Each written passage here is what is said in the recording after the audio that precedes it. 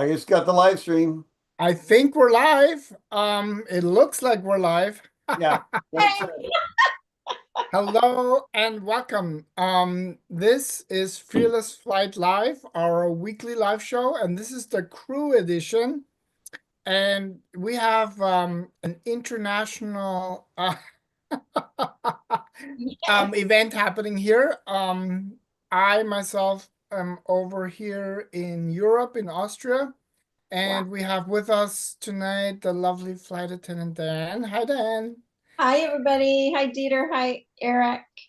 And Captain Eric. Hey, Eric.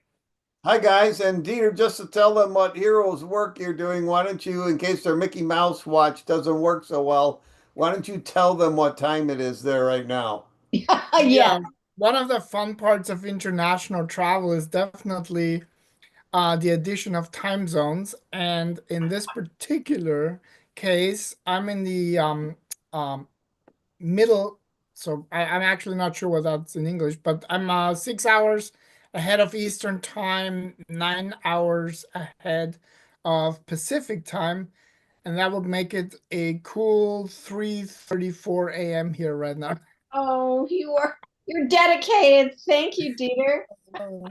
But such is this show that we do our best to bring you every week the best in what commercial aviation has to happen, tips and tricks about your fear flying, how you get over it.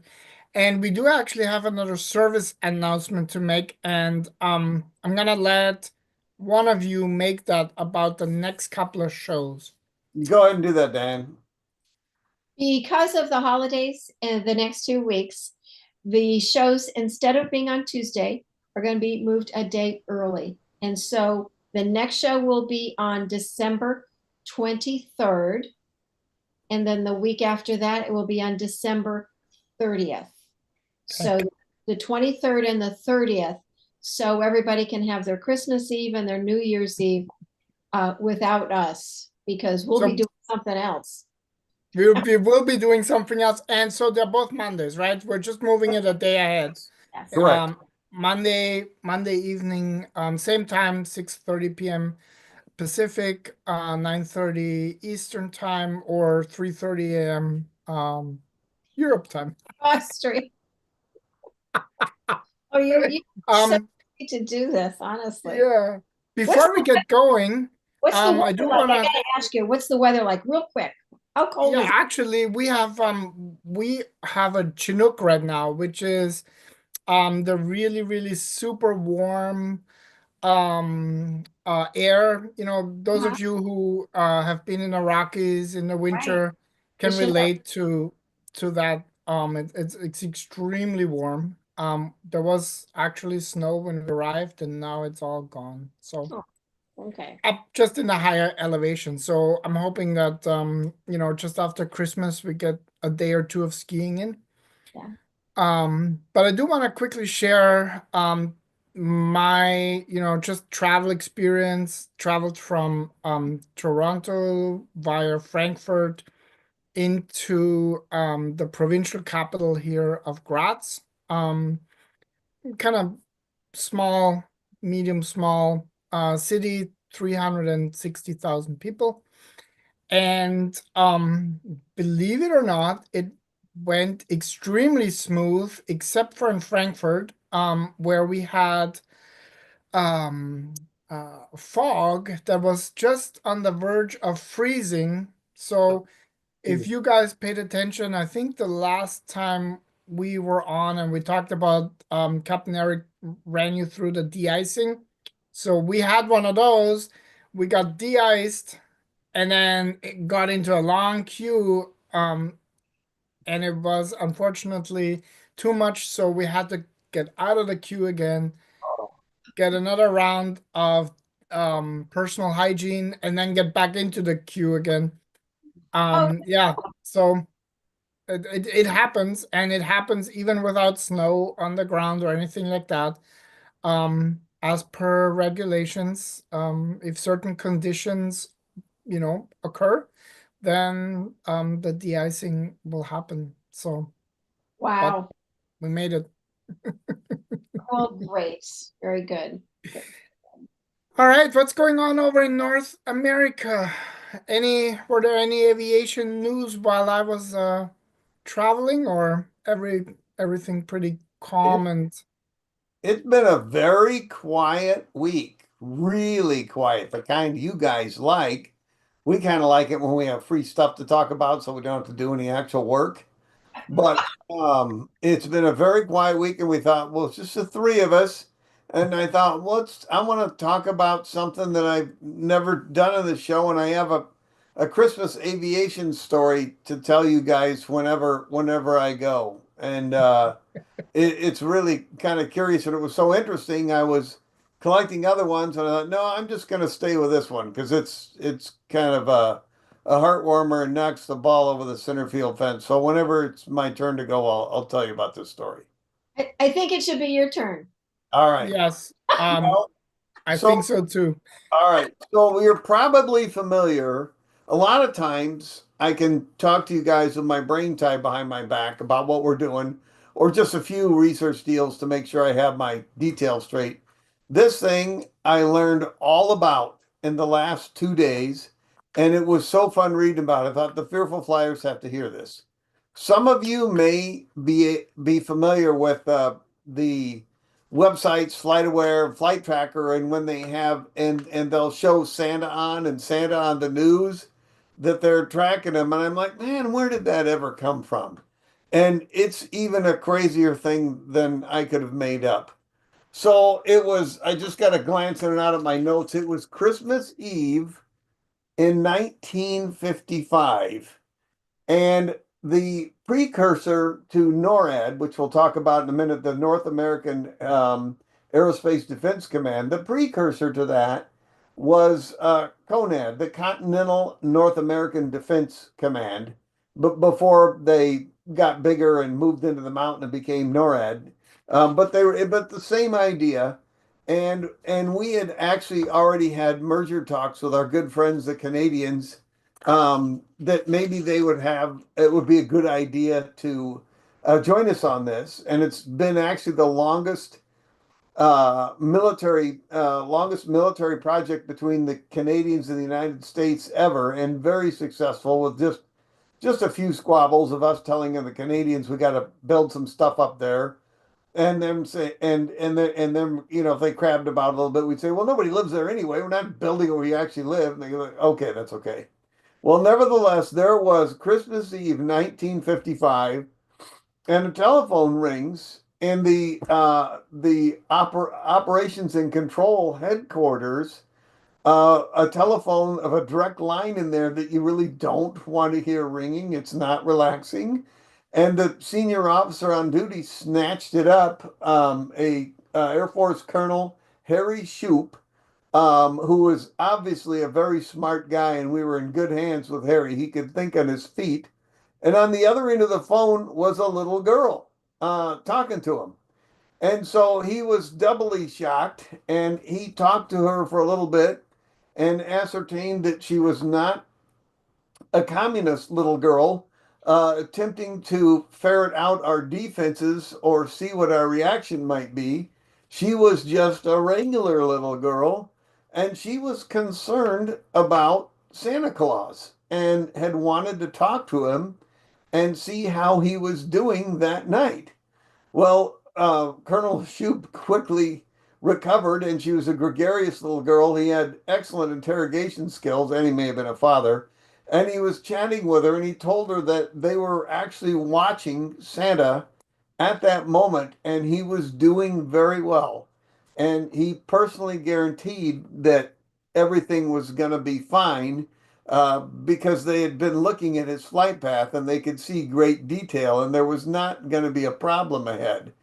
Well, fortunately, the little girl stayed on long enough, and Colonel Shoup said, so, under the oh, by the way department, asked her where she got that phone number.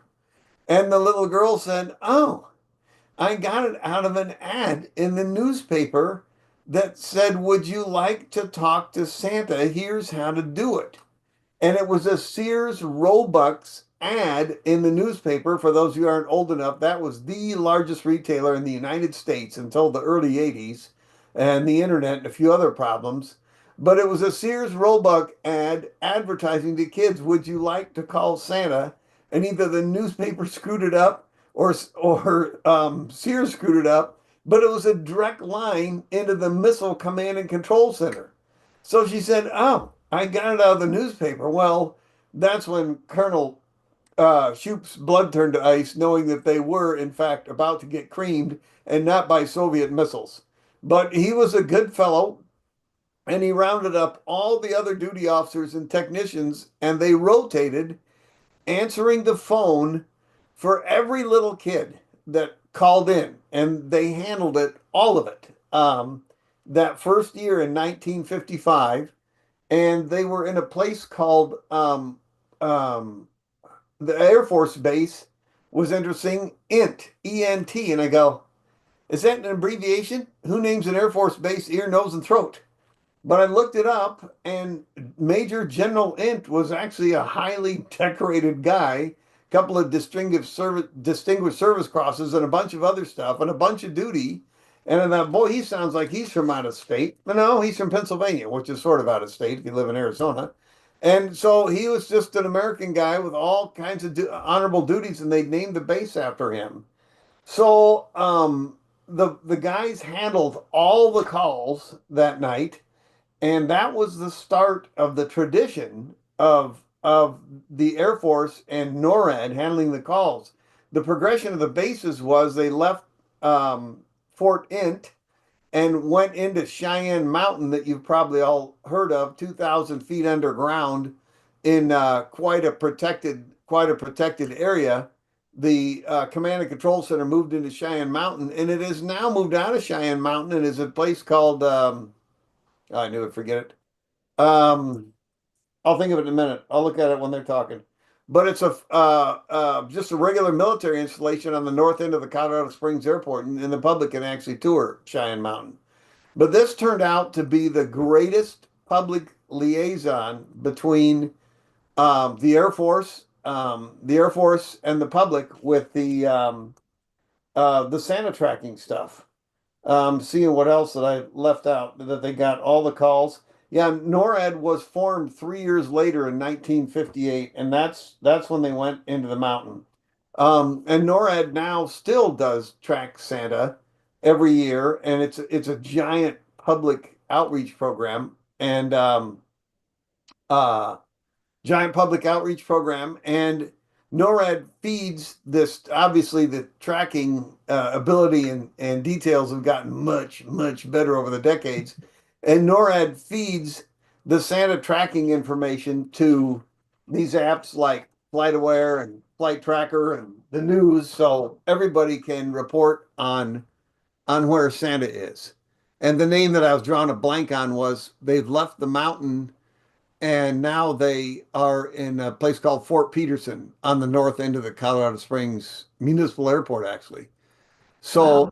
if we ever get a Diane and I, or Diane and I and Dieter get to, I would love to go see that. If we get a tour in Cheyenne Mountain and we can take any pictures without being hung immediately, we'll do that and try to do a show from there. But that's how Santa tracking was born, from a little girl getting a misprinted phone number out of a Sears Roebuck ad in a newspaper, and calling into the Missile Command and Control Center and asking to speak to Santa. That is amazing. Never heard that story before. I And had either. for everybody out there, neither one of those two people was born at that point. Just so you understand, I was almost 9 years old when this happened, and I'd never heard that story before. That's Oh my incredible. God. Oh my God, that's amazing. That's beautiful. Thank you, Eric. Sure. Yeah, the more I dug, the more I loved it. That's pretty cool. Oh, that's a wonderful story. Oh my God. That is pretty fascinating. Oh my God. And She got the right military officer there. Not Right. everybody would adjust that quickly to a small child asking to speak to Santa when they Wow. got called into the Missile Control Center. You're right. He must have been a dad. He must have been a dad. I thought that was pretty darn sharp on Colonel Sheep's part. Oh yeah. Well, at that rank, he probably did have kids. So Well, either he had kids or well, either way, that's amazing because I would think that that is not the most relaxing job that those guys No, have there, and any unannounced calls. none. I can, I thought about watching actually the way where we were in Frankfurt. Um, they had one of the towers, and they actually had to announce that they lost backup power, and so they lost the power and then the backup power to one of the control towers, and so they were moving the entire crew over to another tower, and I'm just thinking to myself, so you already have a really stressful job there at the air tower control, and then all your screens go blank. And the amazing thing about that German precision was that 20 minutes later there was an announcement through the entire airport that less than 3% of all arrivals and departures were affected, while they had to, make adjustments there. And I'm thinking to myself, that is pretty incredible, how everybody must have. Yeah, And I would imagine that they train for that as well, right? I sure they mean, do. Yes, sure. um, there is nothing left to chance, but I mean it's such a German thing to then announce, well, only 3% of our arrivals and departures were amazing. affected. And I've been to the Frankfurt airport a grand total of one time, and I'm here to tell you the freaking thing's about half the size of Montana. It's a huge airport. In the And the middle, last Yeah. time I was there was a long time ago. Was in May 1985 that I Yeah. was in Frankfurt very Airport. big airport. And before that, Well, it's definitely it's obviously an old design, and and what that means is you're doing a lot of bus rides yeah, usually. Yeah. Um from here. Ah, All right, I do want to quickly throw in our monthly group coaching webinar is coming up. We have a couple of sessions. Let me just go here. And the topic will be from victim to victor, rewriting the stories that define us. If you have followed us any length of time, then you know that we remind you that if you want to change your experience, you got to change the story that you're telling yourself about your fear of flying. And this is definitely uh, one of those webinars where we help kind of like break down the stories that you might be telling yourself or are telling yourself by actually first making them conscious, because most of us are often not even conscious about the things that we're telling ourselves that we then react to on the outside. And as we've done the last couple of months, the first session will be Thursday, December 19th. That's 6:30 p.m. Pacific, 9:30 Eastern. Um, I will I will be at that one. And then Capt Ron does an encore presentation, so it's the same topic. But this time on Saturday, at 10 a.m. Pacific and 1 o'clock Eastern time, makes it easier for anybody on the East Coast, or technically even Europe, except that also happens to be my birthday, so I'll take the day off. Um, you don't want to miss this. These group coaching webinars are really the kind of I would say where you are get to really work on your fear of flying. And as much as we love doing our weekly live shows, and especially our crew edition. You know, the reality is that the pain in your brain, it's not about the plane, as we like to say. It's really uh coming from different places, and it's really important to recognize that flying is the safest mode of transportation on the planet that we currently have. And so is your fear about flying. It's also real. And we wanna make sure we help you with that aspect. Which only information is not good enough. You need to actually work on some of those emotional triggers, as we call them. And that's what these webinars are really deep diving into. All right. Are there any more news items or anything else that we gotta If you have that picture, and I can tell my little Christmas story. yeah, that one unfortunately I didn't get I didn't get into the PowerPoint presentation, but I would love for you to tell that Christmas story regardless, I will because tell the story because, that's yeah, go that's a ahead. crazy story. Yes. And Eric can identify with this, I'm sure, because he flew for decades and I only flew for 5.5 years. And we've talked about the weather and packing your patients. Oh my God, I know you're all bored with all the many times I've said that when you pack for a trip, the first thing you pack is your patients. And it's not just for the passengers to pack your patients, but we have to. We always have to do that as well. And my example is Christmas of 2 years ago, Christmas of 2022. And this is a trip that I had just to show how screwed up it can be for us as well. It was a 4-day trip. My original trip was going to be the 23rd of December to the 26th. And it was so 4 days, and it was originally scheduled for 9 legs. Every time we fly, it's a leg. From here to there is a leg. From there to somewhere else is a leg, and so on. So it was originally going to be 9 legs. 2 of them were deadheads, which means that we were all going to be passengers on a mainline flight. And then there were going to be seven legs that I was going to actually work, that we were all going to work.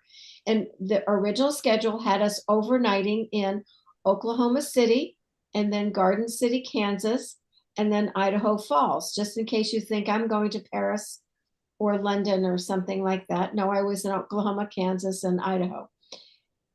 The weather was bad that Christmas. It was not only bad, but that happened to be the same time frame where Southwest, and I flew for SkyWest, not Southwest, but Southwest had a horrendous computer meltdown. And so their passengers were trying to get to where they needed to go on other airlines, except our airline was having terrible problems because the weather was so bad everywhere. The weather was so bad everywhere. And so my 4-day trip was still a 4-day trip. However, I only had 4 legs. 3 of them were deadheads. I only worked out of 4 days. Oh, there it is. There. I only worked out of 4 days. I only worked 1 flight, 1 leg. Instead of overnighting in Oklahoma City, Garden City, Kansas, and Idaho Falls, I overnighted in Austin, Oklahoma, and Dallas. And this was my Christmas day. This was Christmas Day for me, December 25th, 2022. And I'm sitting in a gate area for hours and hours and hours in Dallas. And I crocheted, and I crocheted most of that Afghan, which was for Eric, Captain Eric. So, and those are my bags on the right, and the little bag that you see to picture left is my my food bag, because we have to have food. And so that was my food bag and my coat and my crocheting and my satchel and my rollboard for 4 days, except I only flew once. I only worked once. So as Eric can give you the description of how amazing that was, considering the fact at that point I'd only worked for 3.5 years. She came close to having what we call a perfect trip. She worked one leg, but I've had friends that have gone out for 4 days and they reroute them and reroute them and reroute them, and they deadhead and deadhead and deadhead and go to hotels and go to hotels and go to hotels, and finally their duty time runs out and scheduling throws up their hands and go, we can't figure it out anymore. We just freaking go home, and you'll start next duty cycle, which we would then refer to as a perfect trip, when they went out for 4 days and did nothing at all. But I never did that in 32 years. It's not easy to have a perfect trip, but I have friends who've come home giggling themselves stupid because they went out for 4 days, got very well compensated, and did nothing. But we had the interesting thing, of course, at that point, I was a line holder, and you could be a line holder and you can be reserve and all this. And there are a lot of different, many different policies and regulations per airline that cover that. And so the original trip was scheduled to pay me a little over 19 hours worth of work. And I only worked about 7 hours. The thing is, as a line holder, I was more senior. They still paid me for the original scheduled trip. So I was still paid. I just didn't do anything. At one point, when that picture that you saw of my sitting in the gate area in Dallas for hours, they text you, as Eric said, they will text you or call you and tell you, oh, you're not doing what you thought you were going to do.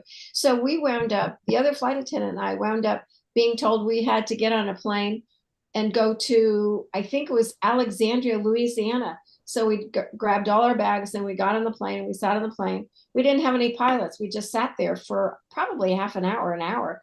And then we got another phone call from crew scheduling and said, no, you're not going to do that anymore. You got to get off the plane. So we get off the plane with all our bags and everything else. The problem is that all the passengers that were hoping to go to Alexandria, Louisiana, were sitting in the gate and they saw us get on and they were all excited. And then they saw us get off and they were all sad, because it's never a good thing. Never a good thing when the passengers see the pilots and the flight attendants get off the plane with their bags. Well, the moral of that story is it can actually still be pretty stressful doing absolutely nothing. Yeah. Well, it is. It does. Boring. It really gets boring after a while. It's anyway. So for all of you out there that may be traveling, and we're hoping that you have wonderful flights and the weather's perfect and everything's fine and none of the pilots or the flight attendants time out, because that's a bad thing. You all get where you're going. We always want you to get where you're going. But if something happens and you have that kind of experience, just understand that's happening to us too. And we're all away from our families. We're all away from our families too. So if you are doing that, just be extra kind to everybody, because they're working hard to get you where you're going. You'll get a voucher and the crew won't. So you'll have smugness. That is true. Don't get anything. We don't get nothing. Well, thank you very much. I think this was one of the most educational shows in a long time. And story, that was wonderful. That was an amazing story, and I feel in some ways I feel privileged to know that story. So, having said that, the next two Fearless Flight live shows will happen not on Tuesday, but on the Monday prior. So I think that is December 23rd and December 30th, for obvious reasons. So Monday at 6:30 Pacific, 9:30 Eastern. And I think our fearless leader will be back in the saddle. He may or may not. But the last thing I want to leave you with, if you don't watch us, then before then is December 19th, our monthly group coaching webinar. Definitely consider joining us for that. And otherwise, I hope to see you next week.